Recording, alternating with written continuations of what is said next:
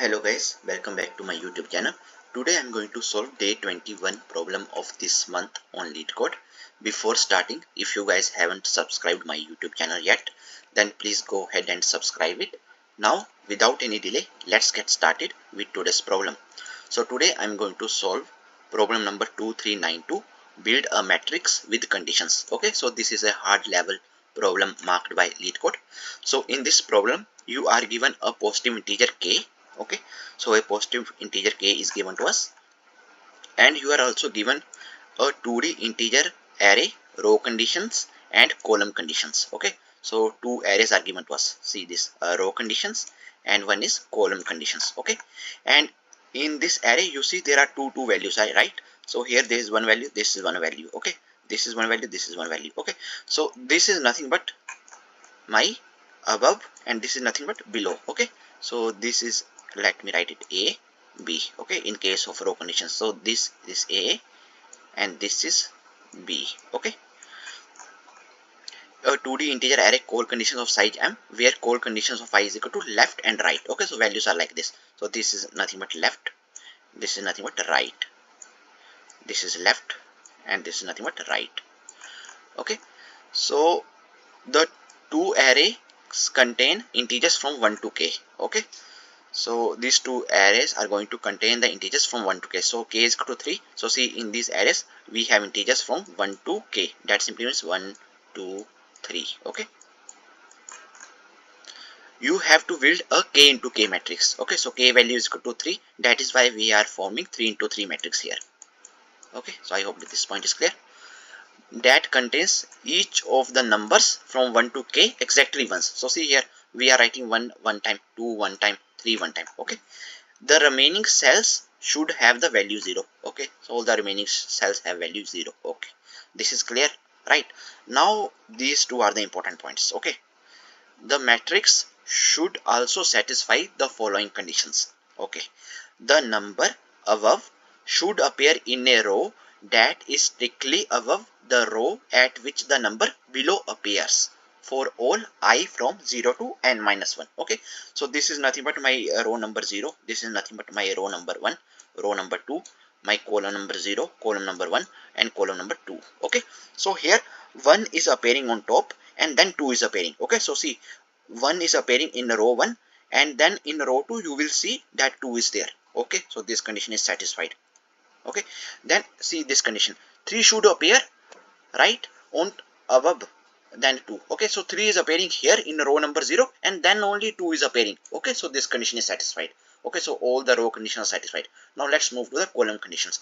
2 is should be appear on the left to this value 1. Okay, so see, 2 is appearing in column 1 and then in column 2 1 is appearing. Okay, so this condition is satisfied. Okay, this one. Then see this condition 3 2. 3 is appearing on the left side and only then 2 is appearing. Okay, so this condition is also satisfied and all the values in the matrix are only one time, right? So this is how we can form the matrix. Okay, so I hope that this is clear. Okay, so number above I should appear in a row that is strictly above the row at which the number below I appears from I is equal to 0 to n minus 1, and here the number left should appear in a column that is strictly left of the column at which the number right appears for all I from 0 to n minus 1. We have to return any matrix that satisfies the condition. If no answer exists, we have to return an empty matrix. Okay, so I hope that you guys are clear with this one. Okay, so now let's understand the example number 2 here. Okay, so let me copy the example number 2.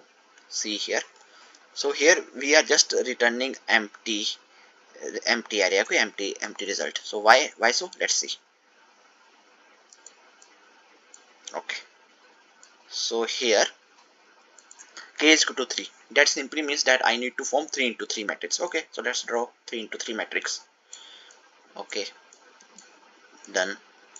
Right, now let's give the index. So this is 0th index, 1 index, second index, this is 0 column, 1 column and second column. Okay, then let's see the row conditions. So it is saying that 1 is appearing on the top and then b is there. Okay, so after 1 it is saying we have 2. Okay, after 1 I need to add 2. Okay, that's good. Then it is saying that after 2 I need to add 3. Okay, so after 2 I need to add 3. Okay, I'm good. Let me add after 2. I will add 3. Okay, no problem. Then it is saying after 3 I have to add 1. What? Here after 3 I have to add 1? What? Why? How can I add after 3 I can add 1? I can't add after 3 1. Okay, because my 1 is after 2 and after 2 I have 3. I can't form the cycle. Okay, after 3 I can't form a cycle here. Okay, so I can't do this. I can't achieve this. So let's say here I have added this one, then I have added this 2. Okay, then it is saying after 2 3 should be there, but 3 should come first. If I add 3 here, then it is not possible na. After 3 I can't add 1 because 1 is before 2.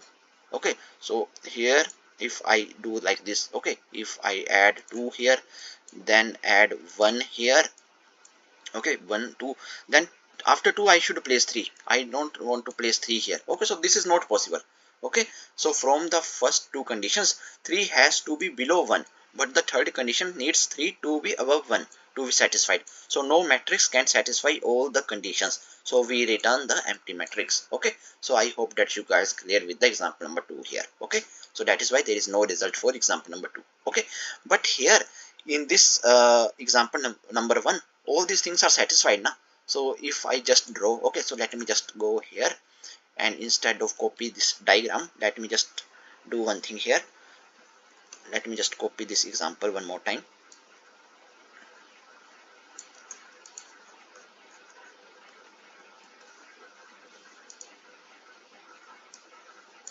Okay, so now see this example. See this row conditions. After 1 I need 2. Okay, so I am going to made one graph here. Okay, after 1 I need 2. Okay, so after 1 I am adding 2, and after 3 I need to add 2. Okay, it is saying that after 3 there should be 2. Okay, so is it possible? Yes, it is possible now. So I have to draw my graph like this. After 1 I should place 3, then after 3 I should place 2. Okay, so now see, all the conditions are satisfied, right? So after 1 2 is there, yes, after 1 2 is there, after 3 2 is there, yes, after 3 2 is there. Okay, so this is done. So this is one graph. Okay, so this is a graph for row conditions. Okay, now check for these core conditions. So it is saying that after 2 I need 1. Okay, after 2 I need 1. Okay, then it is saying that after 3 I need 2. Okay, after 3 let me add this 2. Okay, so all the conditions are satisfied. After 2 1 is there. Okay, after 3 2 is there. Okay, so this is done. So what I am doing here, so I am doing here topological sort. Okay, so we can apply topological sort only in case of DAG. Okay, so what do you mean by DAG? DAG means directed. Okay, so this is directed, right? Directed acyclic graph. Okay, so in directed acyclic graph I can perform topological sort. Okay, so this is what we need to do first. Okay, so we need to make one graph. Okay, we need to do topological sorting, and then after doing that we have to perform further operations. Okay, so here first thing is that we need to do, okay, topological sort. Okay, so once this is done, once this topological sort is done, so what is the diagram that I am getting here? After 1 3 is there, and after 3 2 is there. Okay, so this is for row conditions. Okay, so for row conditions I did the topological sort and I am getting the result like this. After 1 3 is there, and after 3 2 is there. Okay, so this is the diagram for topological sort. Okay,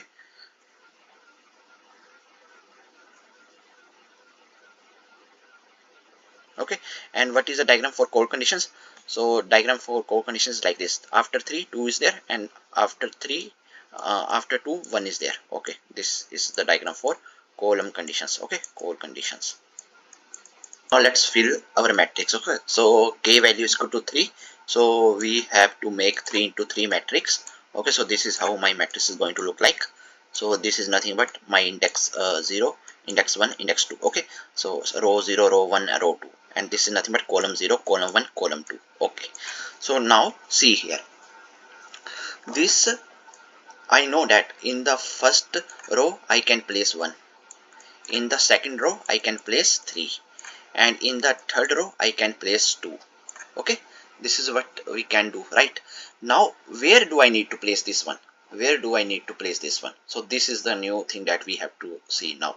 Okay, so here in this column condition, so see this 3 is at index number 0, right? This 2 is at index number 1 and this 1 is at index number 3 and index number 2. Okay, so let's do one thing. So we know that in row 0 I have to place 1. So I have to, now I am going to use this column conditions. So I have to place this 1 in index number 2. Okay, so let's place it here. And now I need to place this 3. So where I'm going to place this 3? I'm going to place this 3 at index number 0. Okay, so let's place this 3 at index 0. Okay, so let's do that. Then after that we have to place this 2. So where I'm going to place this 2? I'm going to place this 2 at index 1. Okay, so let's place this 2 here, and the remaining all cells are 0 only. Okay, so see, this is also one possible matrix. Okay, so don't confuse with this diagram. Okay, so let me do one thing. Let me copy this diagram here in top. Okay, so this is also possible.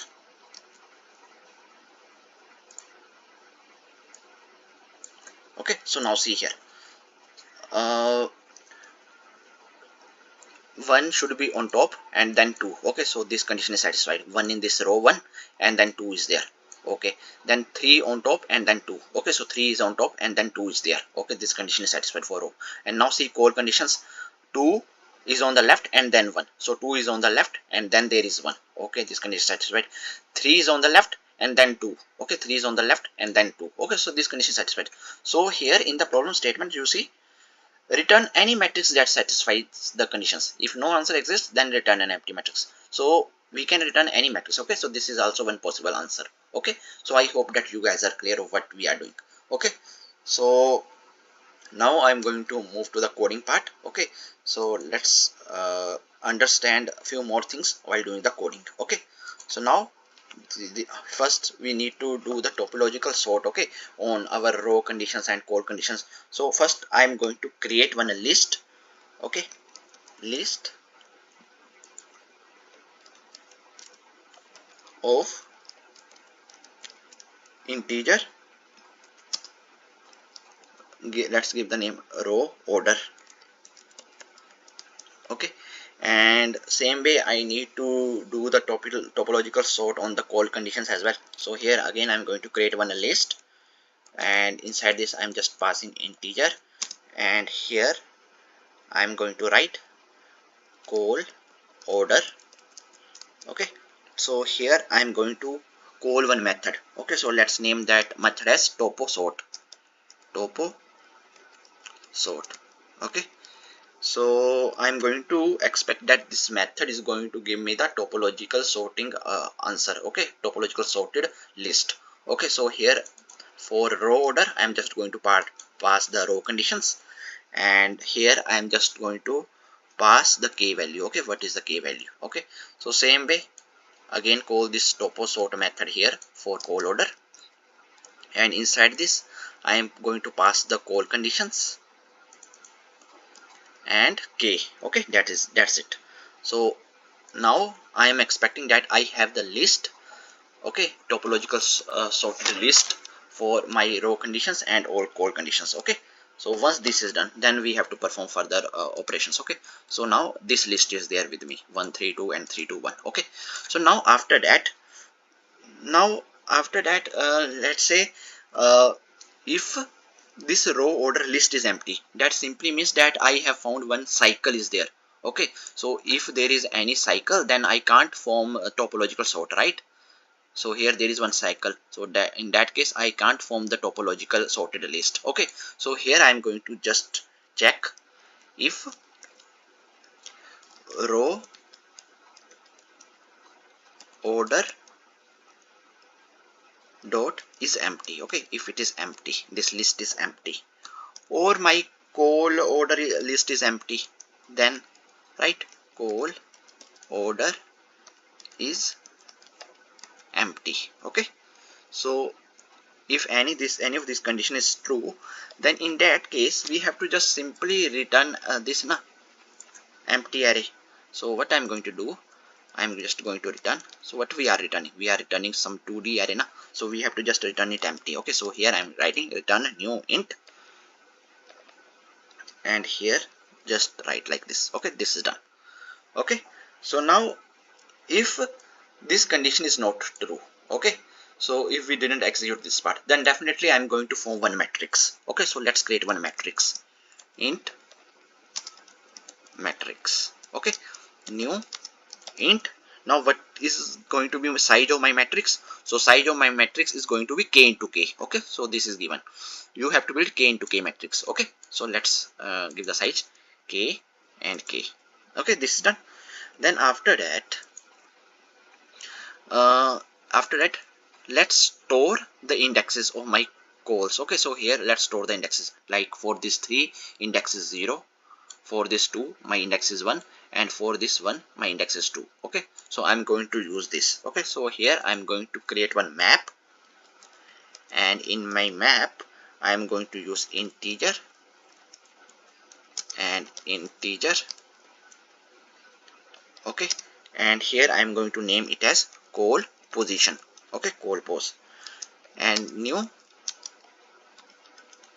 hash map. Okay, then after that I'm going to run one loop. Okay, for int I is equal to 0, I is less than k, and I plus plus. Okay, so now what I'm going to do, in this map, call post named map, I'm going to get the keys. Okay, what is the key here? So this key is 3, this key is 2, and this key is 1. Then at which index are they placed? Okay, so here I'm going to first write key. So call order dot get. Okay, so at this particular index, so 3 is available, that is going to be my key. Okay, so call order dot get I is going to give me the value which is available at this particular index. Okay, and here I have to just pass this as my value. Okay, I. So call order dot get of I, that is call order dot get 0, it is going to give me 3, and in 3 I am placing what? I. So I is 0. Okay, so for 3 I am writing 0, for 2 I have to write 1, for 1 I have to write 2. Okay, so this is nothing but keys, and these are nothing but values. Okay, so this is what I am doing here. Okay, so once this is done, then after that I have to iterate, I have to run again one for loop. For now I have to fill my matrix, right? So int I is equal to 0, I is less than k, I plus plus, and then after that let's pick the first element. Okay, so I'm going to pick this first element. Okay, so int element is equal to row order dot get element at this particular index I. Then I am going to run one if condition, if call post dot contains this key. Okay, contains key. Which key? This ELEM. Okay, so if this key is there, okay, 1 is there in my this. Okay, then for this I am just going to place it in 2 position, right? So what I am going to do, if this is condition is satisfied, then I have to fill the values, right? Matrix of I, and which index? So index is I am going to get the index using this call post dot get element. Okay, so this element 1. Okay, so this is placed at 2. Okay, so I'm going to get this 2 value here. Okay, so matrix of I, that is 0 comma 2, 0 comma 2 I have to fill it with 1. Okay, so here is equal to ELEM. Okay, so I hope that this is clear. Okay, so once this is done, then we have to simply return the matrix. That's it. Okay, so now we have to define few more things. Okay, so I hope that you guys are clear until now what we are doing. Okay, now once this is done, then after that let's write this method toposort. Okay, okay, so now I'm going to write this toposort method. So in this method I am just creating one list of integer. So write So let me zoom it. Private list, and in this list I'm just going to pass integer, and the method name is topo sort, and inside this I am passing what? I am passing row conditions. So row conditions, or I am passing sometimes this call condition. So let's name it edges. Okay, so int edges, and then here what I am passing? I am passing this k, right? So here let's name it as int n. Okay. So now inside this we have to create one graph, okay, adjacency list graph. Okay, so we have values like this now. U to V we have values like from 1 I can move to this 2, from 3 I can move to 2. Okay, so we have directed values like from 1 I can move to this 2. Okay, so directed values are given to us. So this is one edge, in this there is one value, and there is one value here. Okay, so from this I am moving to this. Okay, so I am just going to create one graph here. Okay, so for that purpose I am going to create one map. Okay, and in my map first value is going to be integer, and then after that I'm just going to pass one list. Okay, list, and inside this list I'm going to pass integer graph new hash map.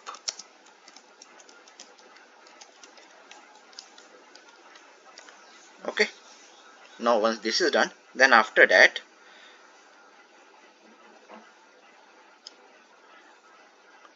okay, once this is done, then after that let's iterate over all the edges one by one. So I am going to iterate over all the edges one by one. So int, let's pick one particular edge, and edges. Okay, so here in my graph, okay, I have to check if that particular edge is already there or not. So here I am going to write compute if absent but this edge of 0. Okay, so if this edge of 0 is absent, then what I am going to do, I am going to create a new array list. Okay, new array list. Okay, but if this edge is already there, okay, this key is already there, then what I'm going to do, I am just going to add that particular value, okay, v value, edge of 1 value here. Okay, this is what we need to do. So here once we have added all the elements in the graph, okay, so see here, from this is my u, okay, and v, from u to v I'm going, okay, u to v I'm going. So this is how we need to fill our graph. Okay, so once this is done, then after that we have to create a one state array. Okay, so here I'm going to create one state array, int state, and in this state array I am going to store whether I have visited that particular element or not. Okay, so here new int. Okay, so what are the node values, right? So see here we have values from 1 to k. Okay, 1 to k. So that is why I am going to give the size as 1 to since we have values from 1 to k now. So if k is 3, then we have to check the states for all these elements. Okay, 1, 2 and 3. So that is why I am going to give the size as n plus 1. Okay, that is k plus 1. Okay, so here what I'm going to do, new int, and here we are passing n, so here I'm just going to write n plus 1. Okay, this is done. And also one more thing that I want to say here. So since I'm going to also create one stack, okay, stack of integers. Okay, so let's say from u I am moving to v, okay, and from v I am moving to v1. Okay, so in stack I am going to add the elements like this. First in the bottom it should be v1, then in top it should be v, and then it should be u. Okay, so later on, when let's say I have created one new list, that's name that list as order. Okay, so in this order, okay, that simply means my topological order or something, right? So in this, first I need to extract top element from stack. Okay, so first I need to give this u, then after removing this I want to show v. Okay, then after this v I want to show this v1. Okay, so this is what I need to do, right? Okay, I have to maintain this order, right? So this is true now. From u if I'm going to v, then from v I can move to v1. Okay, so this is the order that we need to maintain. So what I'm going to do here, I'm going to create let's create one stack. Okay, initially, so here I'm going to create one stack, and stack is of nothing but integers. Let's name it as stack, and new stack.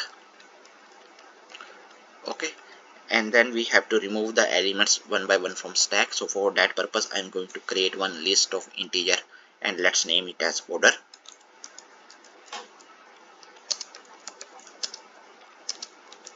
New array list. Okay, this is done.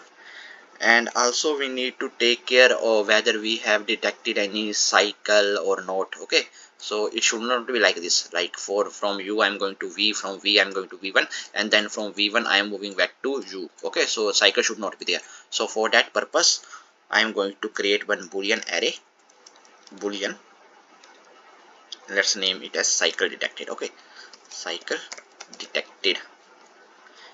Okay, and initially all the values are false here. Okay, so I'm writing like this, false. Okay, this is done. So now what I need to do further, so I'm going to iterate over all the nodes. Okay, all the values from 1 to n. Okay, so we have to take care of all the values from 1 to n only, right? K is equal to 3, then 1 to k. Okay, so here instead of k I'm passing n now. So what I'm going to do, I'm going to run one loop. Okay, for int I is equal to 1, I is less than equal to n, I plus plus, and inside this I'm going to check if the state of I is equal to 0. Okay, so before proceeding further, let me add few comments here.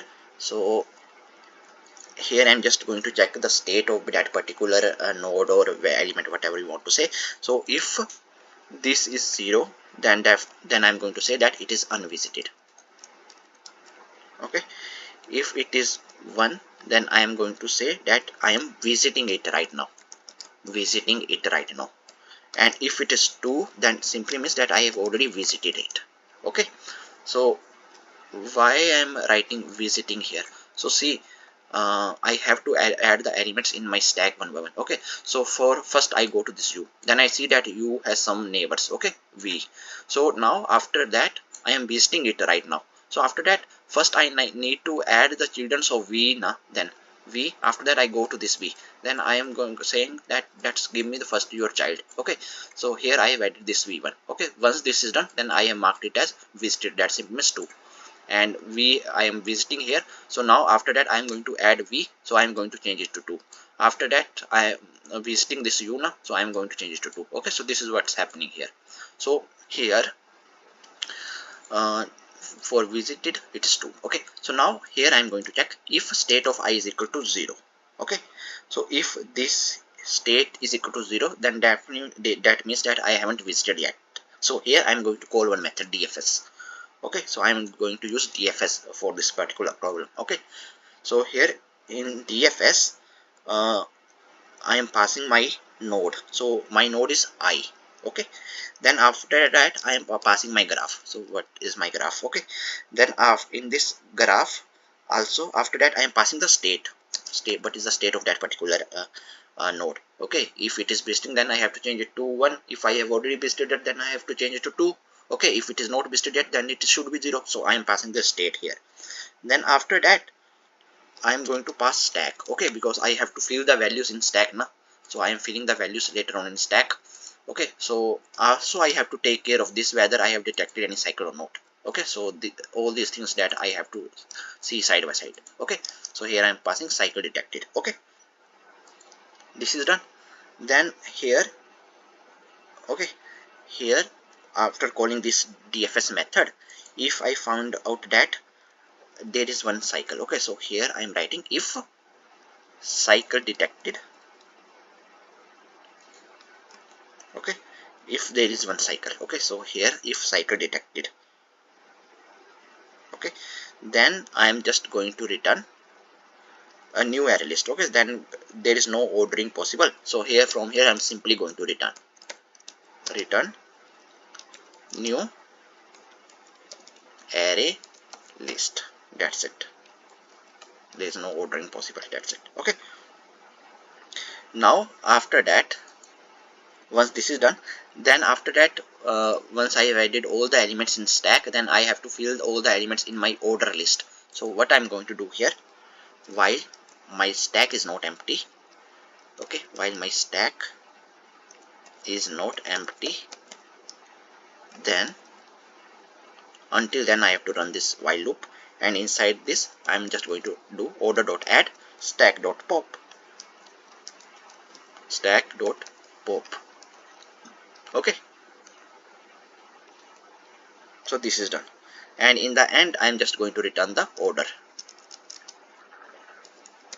Okay, so this is going to be the code for my topo sort method. Okay, so let me little bit minimize screen. So this is the code for topo sort. Okay, now after that, now only few things are pending. Only we need to write the code for this DFS. Okay, so now let's see how we are going to implement this DFS. Okay, so now here let's call one method private void DFS, and then after that what are the values that we are passing? I is nothing but my node. Okay, so here I am just going to write int node. Then after that I am passing graph. Okay, so where is the graph? So here let me just copy paste this part. Okay, so here I am adding my graph. Okay, which is map of integer, list of integer, graph. Okay, then after that I am passing start array, this state array. So here let me just copy paste it. Then after that I am passing this stack. So stack is nothing but of integers. So here let me copy paste this.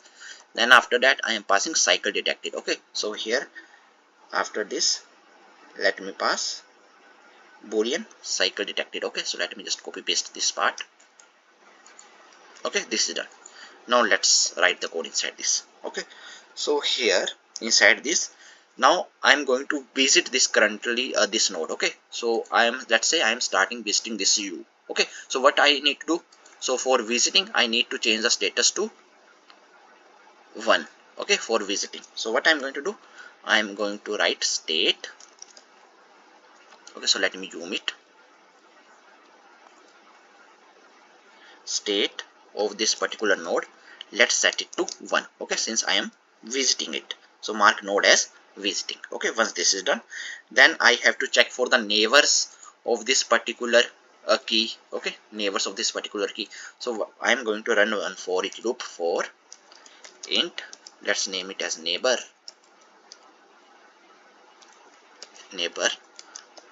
Okay, and what is my graph? I have already made the graph, right?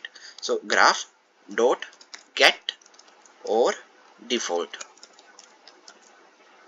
Okay, so here node. Okay, if it is not there is nothing, then we have to just check this new array list. That's it. Okay, this is done. Now inside this I have to check if I haven't visited that particular node yet. So what I'm going to do, if state of this particular neighbor. Okay, so from U I move to this V. Now I have to check the state of this V now. So state of this neighbor, if the state of this neighbor is equal to 0, then we can proceed further. Okay, then we are good. So then again I am just going to call this method DFS. Okay, I'm just going to call this method DFS, because now I have to check for this v, I have to check for the children, right? So here instead of I, now this time what I'm going to pass, I'm going to pass neighbor. Okay, so easy, right? I'm just going to pass neighbor. Here a graph should remain as it is, state, then stack, then cycle detected. Okay, that's it.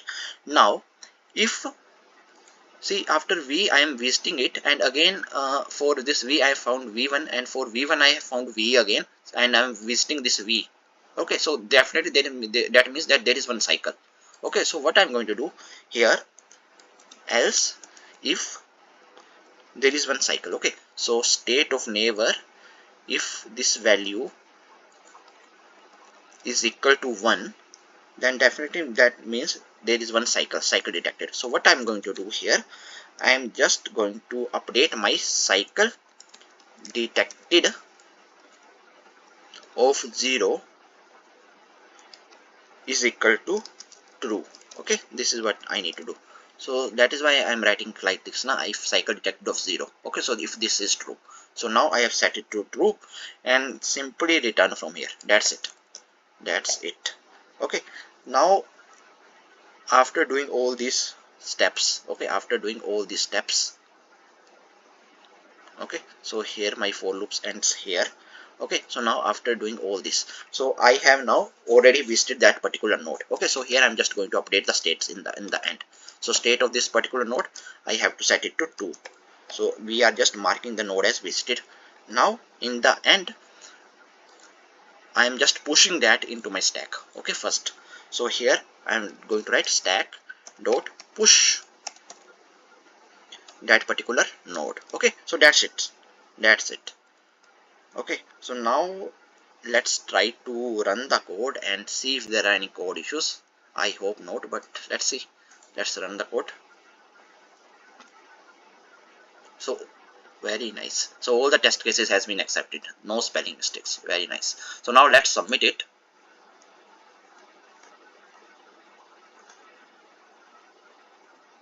So see, our solution is accepted, right? So I hope that you guys are able to understand today's problem. So in this problem we did a lot of things, right? We studied about what is topological sort, and I also want you guys to go over this topic, topological sort. What is topological sort, and what is this DAG, directed acyclic graph, and how we are going to implement topological sort using DFS. Okay, so I did using DFS only. Okay, so just practice this code, and how we are going to do topological sorting using BFS. Okay, so this is also one more topic. Okay, so but in this problem I have solved this problem using DFS method only. Okay, so I hope that you guys are able to understand today's problem. If you guys still have any doubts, then please feel free to ask in comment section. Till then, keep coding and keep practicing. Meet you guys in the next video. Thank you. Bye bye.